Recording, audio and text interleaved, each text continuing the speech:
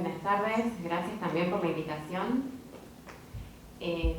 Mientras acomodamos el PowerPoint, les cuento, yo voy a trabajar sobre Batato Barea y Claudia con K, performers de los años 80, y también un poco para contextualizar la presentación, como hizo Fernanda, quiero que nos traslademos a esos primeros años 80 de apertura democrática, en la que se recuperaban prácticas performáticas que de una u otra manera restituían una genealogía con prácticas que comenzaron a realizarse en Argentina asiduamente entre el 50 y el 60. Y también quiero que pensemos que era un momento donde la sociedad estaba reclamando por determinadas personas que habían desaparecido. Y por ejemplo, pensemos en las prácticas del siluetazo como un modo de representar la presencia de la ausencia. Y sobre esas maneras de representar y traer también a escena y a la sociedad en general las personas que fueron desaparecidas, me interesa que pensemos sobre un grupo de determinadas personas que también habían sido desaparecidas, pero no por un régimen de facto, sino por el régimen heterosexual. Un régimen heterosexual que discriminó, criminalizó y patologizó principalmente a las travestis, obviamente también a gays, lesbianas. Y para eso voy a hacer como una lectura entre leída y charlada. Pero quiero entonces que piensen que en estos años este movimiento no se desarrolló en torno a una política de inclusión tal como vivenciamos años atrás, sino que pujando por desbaratar el orden posible de lo visible, desde reductos Anders y mediante complicidades insurgentes al llamado de la visibilidad integracionista, se suscitaron plataformas de acción, abro comillas, formas de enunciación desviadas que celebran la fuga a los patrones de conducta, socialización e inteligibilidad de los cuerpos en clave heterosexual, tal como refieren Francisco Lemus y Nicolás Cuello sobre la plataforma activista en torno al grupo Acción Gay. Retomo los postulados de los investigadores citados como para pensar y poder dilucidar prácticas artísticas en general y performáticas en particular, que aquí me interesa trabajar sobre Batato Barea y Claudia con K. Yo voy diciendo. Estos son los retratos sobre los que me interesa trabajar. Los dos fueron realizados en 1989. Por un lado, a Batato Barea lo conocemos. Batato nació, pero voy a restituir un poco la historia de vida de Batato Barea para comprender cómo él desarrolló su actividad en los años 80. Y saben que Batato murió muy tempranamente, a los 30 años, a causa del SIDA. Batato nació en 1961. Junto con su hermano ya comenzaron tempranamente los juegos de ponerse collares y vestirse con ropas de mujer. Su mamá dice que se vestían como para ir al corso. Tempranamente, Ariel, el hermano de Batato, le dice a la mamá que es gay y que Walter también lo es. Ariel comenzó a travestirse en el pueblo, por entonces vivían en San Miguel ya, y desde entonces comenzaron los primeros tránsitos en la comisaría también, por vestir ropas del sexo contrario, tal como mentaba el segundo F, el edicto policial de entonces. En 1979, Batato termina la secundaria y se instalan en Buenos Aires. Los dos continuaron su formación. Por un lado, Ariel se formó en Longueras, en la peluquería, y volvió al pueblo y se instaló una peluquería, Los Peinados Jolie. Batato siguió sus cursos de actuación, de acrobacia y de danza. Saben que Batato era muy transgresor, que no fue a buscar el título secundario, que desobedeció el llamado a la guerra de las Malvinas, pero el servicio militar obligatorio lo hizo. En una de esas salidas, Batato va a San Miguel a compartir un domingo familiar y sin que la familia pueda advertirlo, Ariel se suicida, con un tiro en la cabeza. Dice Nené, a partir de aquel domingo solo tuve tiempo para Walter, Nené es la mamá. Solo tuve tiempo para Walter, para estar a su lado y darle todo mi amor. Creí que eso lo salvaría, que lo preservaría de mis temores, pero eso no fue suficiente. Luego de la tragedia, Batato vuelve a instalarse en Buenos Aires y comienza una carrera escénica muy productiva. Fue tan productiva y fue de tal importancia la actividad de Batato que la sala teatral del Centro Cultural Rojas hoy lleva su nombre. Pero lo interesante de pensar también es que la constelación de Batato estuvo conformada por reconocidos actores como Alejandro Capilleta y Humberto Tortonese, pero también por otros no actores ni actrices, como por ejemplo las travestis Claudia con K, La Pochocha, Liz y Joay, a quienes las había conocido en las murgas del carnaval porteño. Como mencioné anteriormente, por entonces las travestis no eran consideradas como ciudadanas de derechos y eran perseguidas y encarceladas por la policía. Sin embargo, trabajando con Batato Barea, gozaban de plena libertad en sus tránsitos artísticos en el Centro Cultural Rojas. De hecho, es importante considerar que el Centro Cultural Rojas fue la primera institución pública estatal que aceptó el tránsito de travestis y el autorreconocimiento sexogenérico cuando los edictos policiales aún tenían plena vigencia. La intensa carrera artística de Barea fue inusitada. En el exhaustivo diario de trabajo en el que anotaba todas sus intervenciones se pueden contabilizar alrededor de 300 participaciones al año. En el medio de este frenesí, Batato Barea supo de su temprano diagnóstico, en 1985.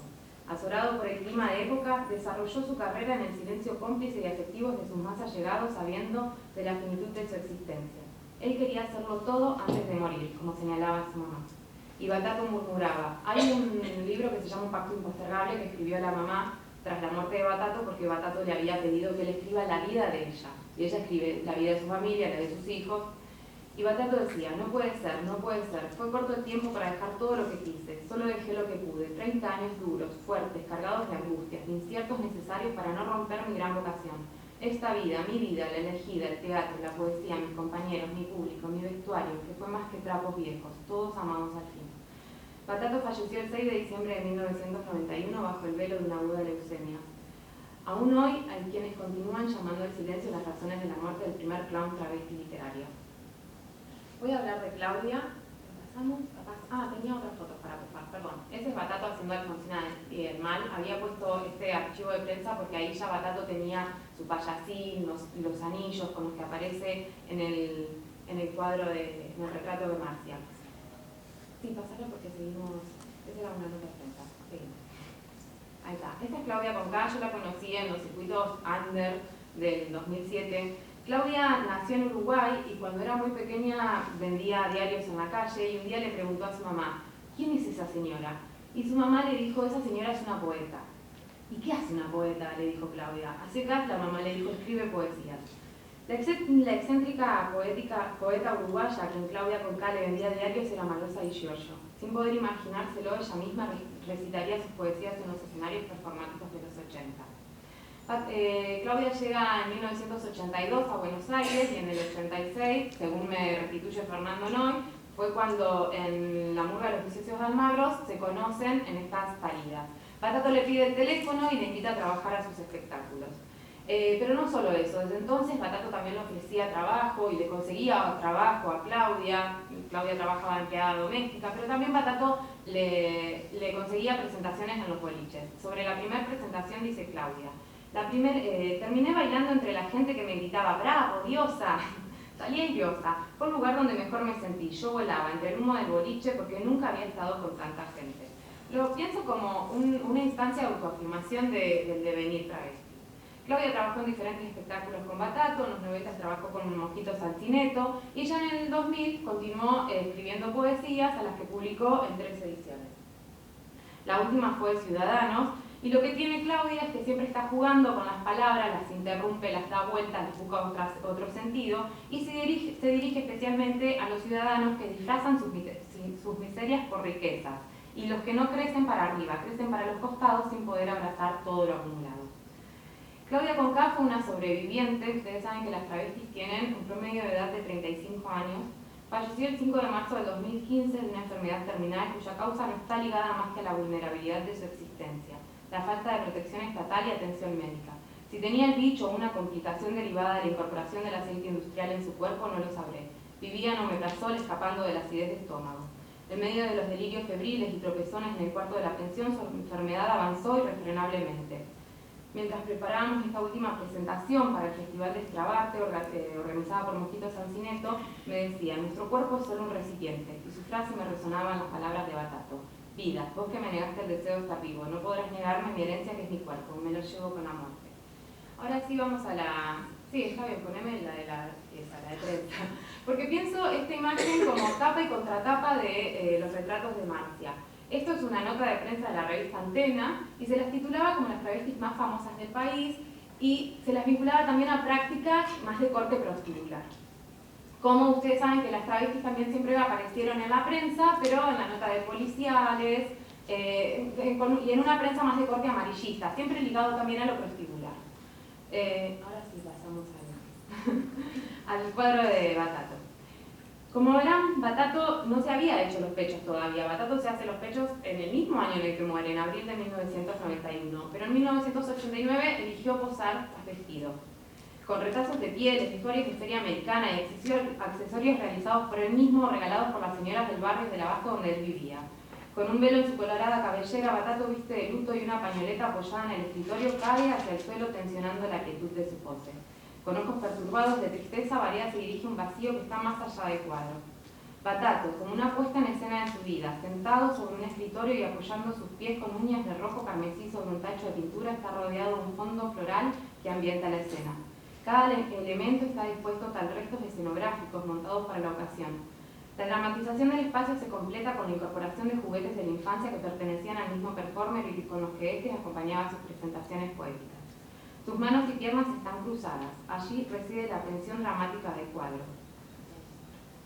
Mientras en una mano sostiene un osito de peluche, en la otra lleva un anillo diseñado y realizado por él mismo con un gran botón amarillo, mostacillas y flores de plástico. Me interesa pensar este anillo y los collares que él hacía como objetos que le dan culto a la vida, y en realidad porque encuentro también ahí un tráfico entre las formas de hacer de Omar Esquiliro, que trabaja Francisco mucho, donde Francisco piensa estos pequeños objetos como joyas de fantasías, ¿no? Entonces, como este culto a la vida, pero es interesante pensar que en esas manos cruzadas, donde él tenía este anillo, también cargaba en su mano un revólver.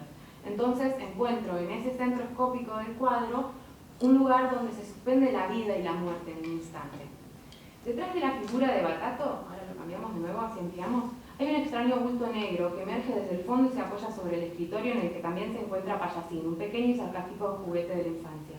Esta inexplicable forma fue decorado con un extenso collar de perlos que, según me restituyeron, le había traído Humberto Ortenese de un paseo centroamericano. Pero, ¿qué es esa figura que se oculta tras la espalda de Batato, a la cual se le da la entidad e incluso embellece con un collar de perlas rosas? Tal vez uno de los tantos bolsos que cargaba Batato noche tras noche en sus presentaciones, o tal vez la sombra de su hermano suicida, cuyo revólver Batato carga en su mano. Ahora pasamos. Voy cerrando. Esta es Pacaratomata, y lo que me interesa pensar a través de los retratos de Marcia es cómo Marcia hace irrumpir con sus retratos cualquier sala de los museos, ¿sí?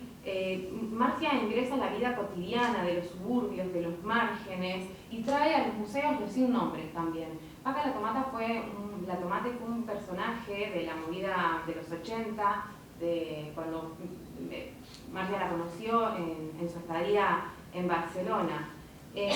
Y también hay ahí un juego y una relación, que esto también lo sabemos a partir de conocer la obra de Marcia, es que ella establece un diálogo escópico con sus modelos, donde su ojo y su mano son un mismo órgano. Y entonces me interesa pensar esto, cómo Marcia trae figuras para hacerlas prevalecer.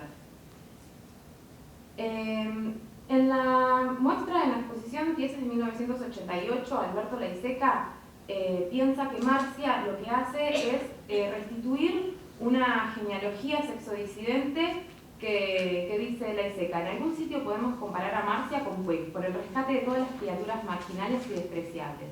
De esta manera me parece interesante cómo se puede integrar a Marcia a una genealogía entonces de trayectorias vitales ocluidas en la historia del arte.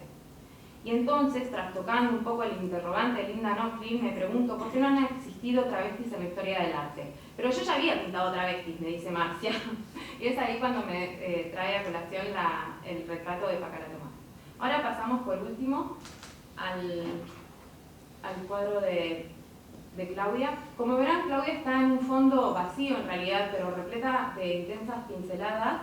Y lo que lleva puesto es su traje de odalisca. Este traje fue muy emblemático, porque Claudia lo usó a lo largo de toda su vida. Esta es una foto sacada más o menos en el 2006. Era un traje que le llegó por causalidades de la vida, como ella misma dice, y se presentaba con esto a leer poesías y a recitar. Yo digo también que a partir del retrato de Marcia, en realidad es una instantánea de toda la vida de Claudia Conká, porque Claudia Conká dice que cuando era chica miraba películas y había bailarinas de odaliscas y ella fantaseaba con bailar y ser como esas odaliscas.